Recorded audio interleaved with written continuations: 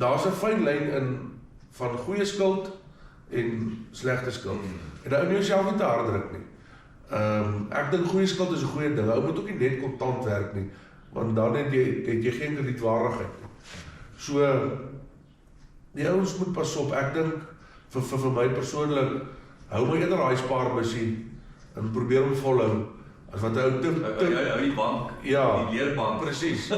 Jy weet, ja, ons het lekker gesels oor daai ene. Maar ja, dit is vir my baie belangrik. Jy weet as jy gaan kyk na boerdery, saaiboerdery.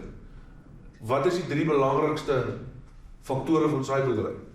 Cashflow, cashflow, cashflow. Jy weet, dit is waar dit gaan. So, jy moet altyd sorg dat jy cashflow het. Dit is vir my baie belangrik, want dit raak moeilik as jy nou hierdie oes in die land het. Ja, hy is daar, maar hy kan eers in April of Maart maand gestroop, of Maart, April, Mei maand gestroop word. Daar het jy die cashflow probleme. Nou jy gaan beeste verkoop of toerusting verkoop of iets net om die cashflow. So ek het al amper daai les geleer in my lewe wat toerusting aanbetref, maar ons kon dit daarom oorbrug.